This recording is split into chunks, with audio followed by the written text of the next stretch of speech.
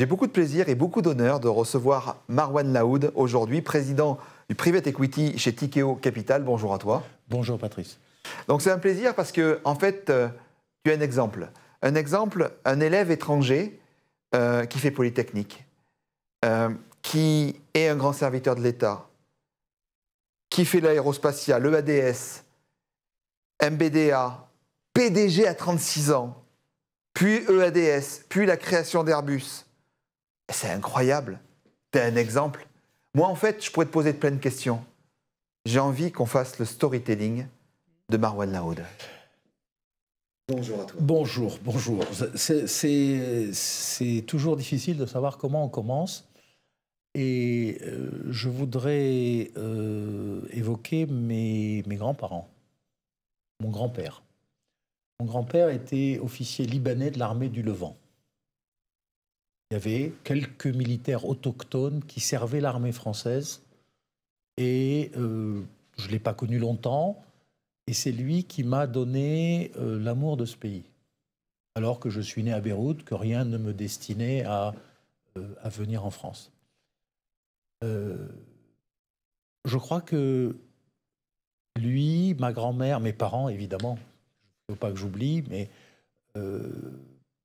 ils ont inscrit non pas dans mes gènes, mais dans mon programme intérieur, si on prend une image informatique, beaucoup de choses. Je suis arrivé en France définitivement à l'âge de 16 ans. J'étais à Polytechnique 2 années après. Et dès le début, je voulais servir l'État. Ce n'était pas prévu. Aujourd'hui, c'est plus facile pour un étranger qui se fait naturaliser. À l'époque, c'était terre inconnue. Donc, vide juridique. Je me suis retrouvé à la DGA quelque temps après, Supaéro, parce que les avions ont toujours été une fascination et une envie. Et puis, j'ai commencé ma carrière à faire des essais en vol au centre d'essais des Landes à Biscarrosse. Donc, un désert, il n'y a pas beaucoup de monde, et surtout un moment fantastique de technologie, de science, de vie privée aussi. Je me suis marié à ce moment-là, et avec mon épouse, nous nous sommes installés dans les Landes, dans vraiment un désert. Le service de l'État était formidable à ce moment-là. Essais en vol de missiles, balistiques, de missiles tactiques, la défense du pays. On est encore entre la guerre froide et la fin de l'histoire. Hein, la guerre froide venait juste de se terminer en 89 et l'histoire n'était pas encore terminée. On a vu que c'est pas terminé longtemps. C'est reparti beaucoup plus vite. J'arrive au service technique à Paris, comme toujours, la France étant un pays très centralisé, 5 ans plus tard. Et en 1995, je suis appelé au cabinet du ministre de la Défense pour le conseiller sur les affaires industrielles et l'armement. Donc ça, c'est une période, je dirais, de l'État. Absolument. Maintenant, sur la partie privée, dis-nous en quelques mots l'aérospatial, l'EADS, MBDA. J'arrive à l'aérospatial par hasard. Je sors du cabinet défense. Je passe une année à la maison, quasiment, sans poste. Demi-solde d'empire, on va dire. Et au bout d'une année, je suis embauché par le PDG de l'aérospatiale de l'époque, Yves Michaud, à qui je ne saurais jamais rendre suffisamment grâce. Il me dit, je ne sais pas ce qu'on va faire, mais il faut qu'on change cette boîte. On est 100% détenu par l'État. Le Financial Times écrivait avec des tirets aérospatial, state-owned, loss-making, debt-laden compagnie. Donc c'était l'épitaphe. L'épitaphe. Et bon, avec un peu de persévérance, puis surtout un peu d'inconscience, on démarre la fusion avec Matra. Là, il faut que je cite Philippe Camus, Jean-Paul Guth, Jean-Louis Gergorin, qui ont joué un rôle très important pour faire quelque chose qui était réputé impossible. François Hauck, du côté de l'aérospatiale. Ce petit noyau, ce petit groupe, Jean Barriot, décédé, ce tout petit groupe a construit quelque chose de réputé impossible, Aérospatiale Matra, et on ne s'est pas arrêté. C'est-à-dire, on ne s'est pas contenté de dire on a fait Aérospatiale Matra, il y avait la suite. Et la suite, c'était EADS, la fusion avec DASA, l'acquisition de CASA en Espagne. Et puis, très bien, on a fait la structure de tête, mais il faut qu'on rationalise les business. Donc, MBDA, Astrium, la société Airbus Avions Commerciaux. Ça, c'est ce qui occupe ma vie entre 98 et 2002, fin 2002. Ça devait durer 6 mois, ça a duré 4 ans. Et au bout de 4 ans, la direction générale de ADS, Philippe Camus en particulier, me dit « Bon, maintenant tu vas faire de l'opérationnel ». Et donc je suis nommé PDG de MBDA, CEO de MBDA. À 36 ans. Comment on peut, en quelques mots, puisqu'on arrive quasiment à la fin de l'émission, en quelques mots, à 36 ans, comment on gère, MBDA c'est très important, cette responsabilité? Pour diriger, il faut tout d'abord être humble et ensuite être curieux. Tout le reste découle de ces 2 qualités. Humble, je dirige, mais c'est un travail d'équipe. Mon job, c'est d'orienter, c'est de piloter, c'est d'inspirer. Et ensuite, être curieux, c'est-à-dire ne pas s'enfermer dans nos certitudes, ne pas être obtus, changer d'avis. Eh bien, chez MBDA, ça s'est très très bien passé. J'étais missilier, j'avais fait des essais de missiles, donc me retrouver chez MBDA, j'étais en terrain connu.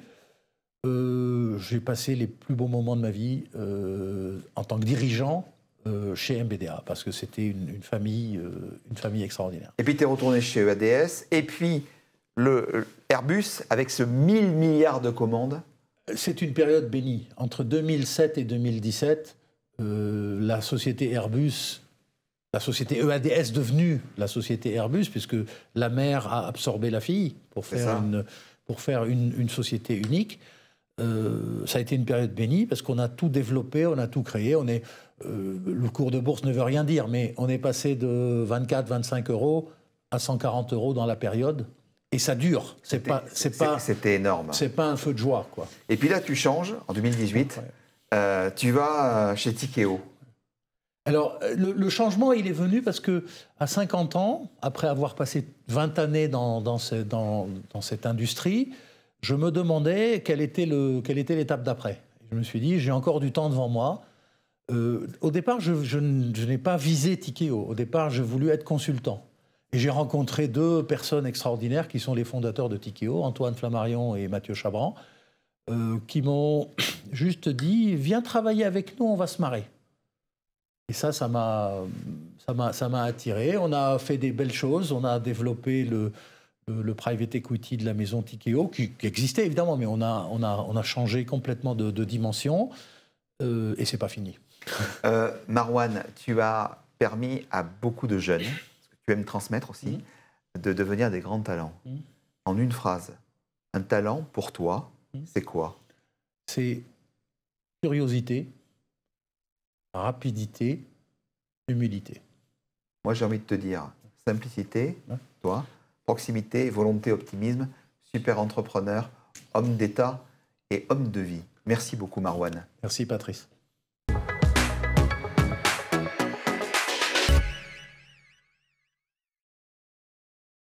Beaucoup de plaisir et surtout beaucoup d'honneur de recevoir Gilles Averrousse, le maire de Châteauroux et par ailleurs président des villes de France. Tu vas nous en parler. Châteauroux, le centre de la France, c'est ta vie?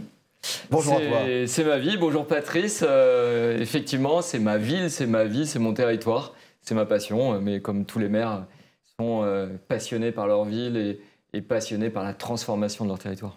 Alors, quel projet spécifique tu as lancé à Châteauroux qui a un impact significatif sur la communauté? Alors à Châteauroux, quand on arrive en 2014, notre volonté première, c'est de créer une image à Châteauroux. Châteauroux, c'est peu connu, peu situé géographiquement parlant. Il fallait brander la ville presque. Exactement. Et donc là, on fait le pari de l'événementiel national, voire international, avec l'organisation de grands événements. Les 2 principaux, les 2 plus populaires, j'allais dire, c'est l'élection de Miss France en 2017 et en 2023. Donc l'occasion de faire parler de Châteauroux sur la première chaîne nationale, voilà, extraordinaire. Avec Jean-Pierre Foucault. Avec Jean-Pierre Foucault, exactement. Et puis une montée crescendo jusqu'aux Jeux Olympiques, puisqu'on aura le plaisir en 2024 d'être un site olympique de plein exercice. J'allais dire, on accueille les épreuves de tir. Pour la petite histoire, la première médaille de Paris 2024 ne sera pas remise à Paris, mais à Châteauroux. C'est les épreuves de tir qui sont les premières dans le calendrier. Donc voilà, une superbe occasion de mettre tous les projecteurs sur Châteauroux et de faire parler et d'arrêter de se demander Châteauroux, c'est où? On saura à partir des Jeux Olympiques où se trouve Châteauroux sur la carte de France. Tu es un homme de défi, tu es un homme de passion. Alors comment tu as abordé un défi urbain majeur à Châteauroux et quels ont été aussi, parce que vous êtes jugé là-dessus, les résultats? Alors effectivement, le défi pour un maire de ville moyenne, souvent des villes qui ont souffert de désindustrialisation, c'est de reconvertir des espaces abandonnés ou sous-utilisés.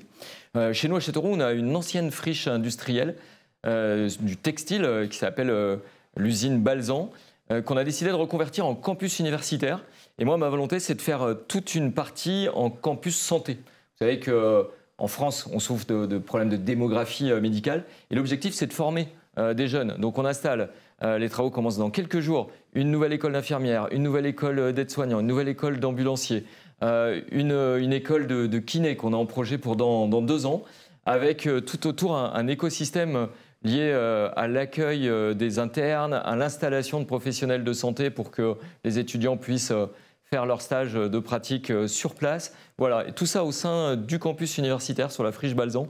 C'est à la fois un patrimoine historique qui est remis en fonction avec une vocation, j'allais dire, d'utilité publique pour notre territoire. Vraiment un site à visiter et je t'invite à venir le voir, tu verras, c'est déjà super. Alors, je vais venir. Il y a un mot qui revient souvent chez toi, l'intérêt général. Depuis qu'on se connaît, tu m'as toujours parlé de ça. Et qu'est-ce qui a, j'allais te dire, initialement attiré vers cette carrière dans le service public et c'est quoi cette influence de travail au quotidien, cette mission, je vais presque dire? Alors c'est une passion personnelle en fait depuis tout petit.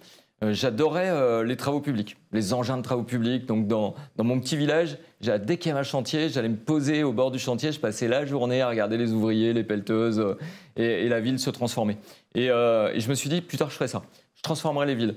Et donc d'où mon engagement politique, mais également professionnel, puisque j'ai suivi une formation de management des collectivités territoriales et qui m'amène aujourd'hui avec mes équipes à la fois à la ville, à l'agglomération et au département d'engager des travaux qui transforment durablement et qui rendent fière la population. Les gens aiment ça en fait, aiment voir la ville changer, s'approprier des bâtiments qui étaient à l'abandon, transformer un espace public. Voilà. Donc c'est ma passion et c'est ce que j'ai le plaisir de faire au quotidien. On dit souvent en France, tu es l'homme du futur, c'est vrai. Les ambitions futures de Châteauroux, pour toi, c'est quoi? Les ambitions futures, c'est de transformer encore un quartier qui pour nous est la porte d'entrée de la ville, c'est le quartier-gare.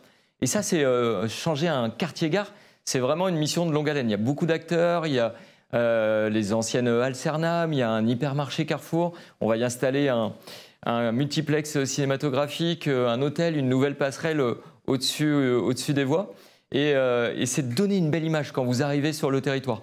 Et qu'au moment où les gens cherchent à revivre à la campagne, à quitter peut-être les grandes métropoles pour aller dans les villes moyennes de proximité, celles qui donnent envie, où vous pouvez vivre avec vos enfants sereinement, eh bien, c'est de dire, voilà, Châteauroux, c'est l'image de ces villes moyennes qui regagnent en attractivité, qui sont des villes de plaisir et de vie familiale et d'envie d'installation. Un petit mot sur Ville-de-France. Tu es président. Ça consiste en quoi? Ville-de-France, c'est les villes de 10 000 à 100 000 habitants, villes qu'on qualifie généralement de villes moyennes. C'est des villes qui connaissent aujourd'hui un nouveau dynamisme par la politique nationale de réindustrialisation du pays. On a souvent été très industrialisé, donc on a cette culture de l'industrie. Installer des industries avec la politique du zéro artificialisation nette, ça pourra plus se faire dans les grandes métropoles ou dans les grands territoires très urbanisés. Donc on a une carte à jouer là-dessus.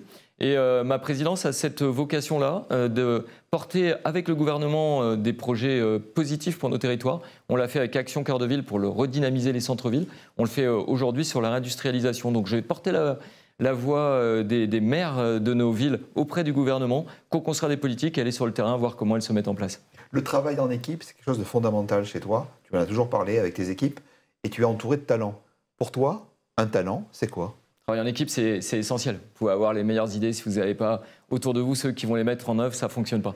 Le talent, c'est celui qui est capable d'avoir une vision, de convaincre justement l'équipe d'aller dans ce sens-là et d'emmener tout le monde avec plaisir et qu'on aille travailler, qu'on aille faire sa mission dans la conviction qu'on est sur la bonne voie, qu'on va servir l'intérêt général encore, parce que tu le disais, c'est ce qui m'anime au quotidien, et qu'on fait bouger les choses. C'est cette chance qu'on a au niveau local quand on est élu local de faire bouger les choses, encore plus que quand vous êtes au national. Nous, on voit ce qu'on lance, on le voit se mettre en place, on l'inaugure et on en mesure après les effets auprès de nos populations. Allez, on bouge avec Gilles Averroux, c'est vraiment la vie, c'est la vie, la vraie. Merci beaucoup à toi. Merci Patrice, merci beaucoup.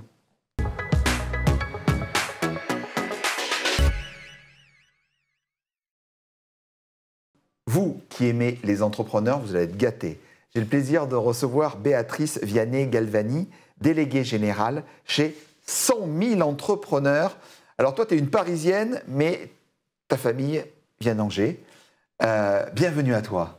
Bonjour Patrice. Alors, est-ce que tu peux nous préciser ce qu'est 100 000 entrepreneurs? Alors 100 000 entrepreneurs, c'est une association. Et nous, notre cœur de métier, c'est de transmettre l'esprit et l'envie d'entreprendre auprès des jeunes en organisant des témoignages d'entrepreneurs, mais aussi plus largement de personnes qui ont l'esprit d'entreprendre. Et on va voir les jeunes dans les collèges, dans les lycées, dans le supérieur. Donc on transmet le bonheur d'entreprendre. Alors tu as rejoint Philippe Ayat, le président fondateur de 100 000 entrepreneurs, il y a je crois 12 ans à peu près. Oui, à peu près. Qu'est-ce que tu as pu apporter en 12 ans à cette belle association? Alors 12 ans, c'est très long.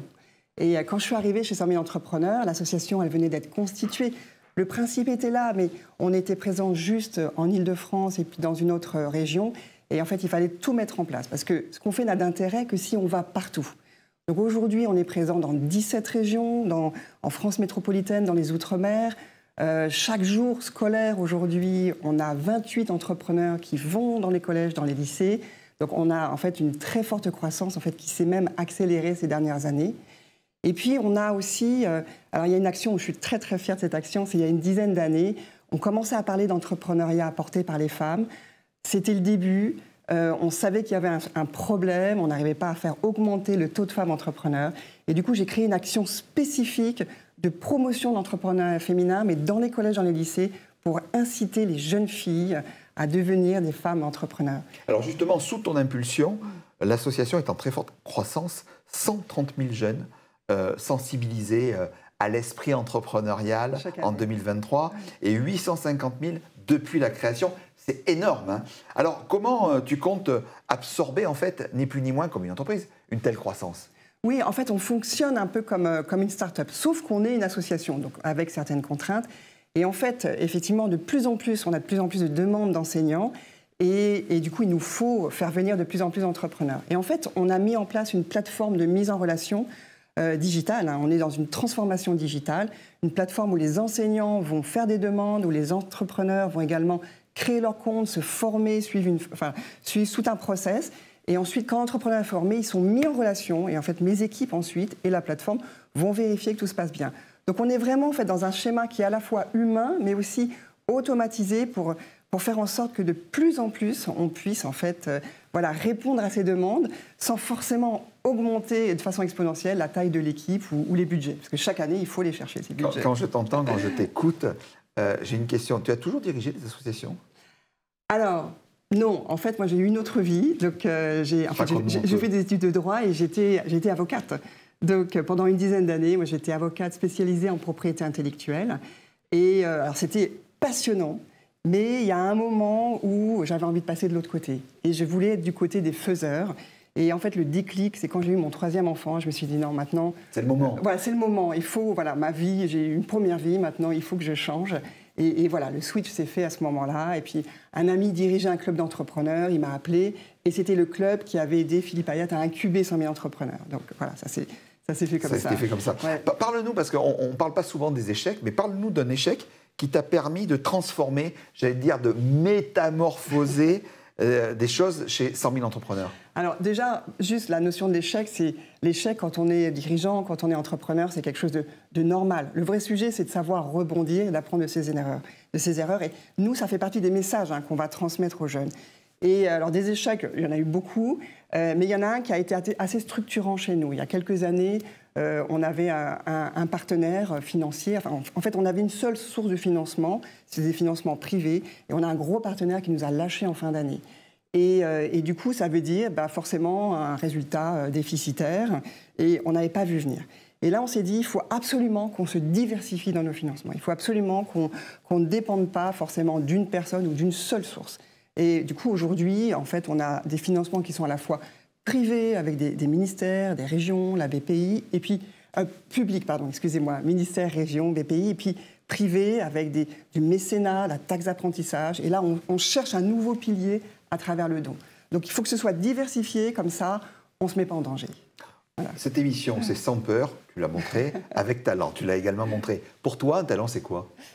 Alors, un talent, c'est quelqu'un qui va apporter ce qu'on appelle sa zone de génie. On a tous des zones de génie. Après, il faut savoir en faire profiter les autres. Et c'est quelqu'un qui, dans une organisation, va pouvoir apporter cette zone de génie pour transformer l'organisation, embarquer les autres et faire en sorte que ça évolue. Donc, il ne faut pas que ce soit forcément brutal, mais embarquer les autres pour avoir des changements. Voilà. C'est aussi simple que ça. Plus de femmes, plus de jeunes, tu l'as très bien dit. Voilà. Merci infiniment, Béatrice. Merci, Patrice.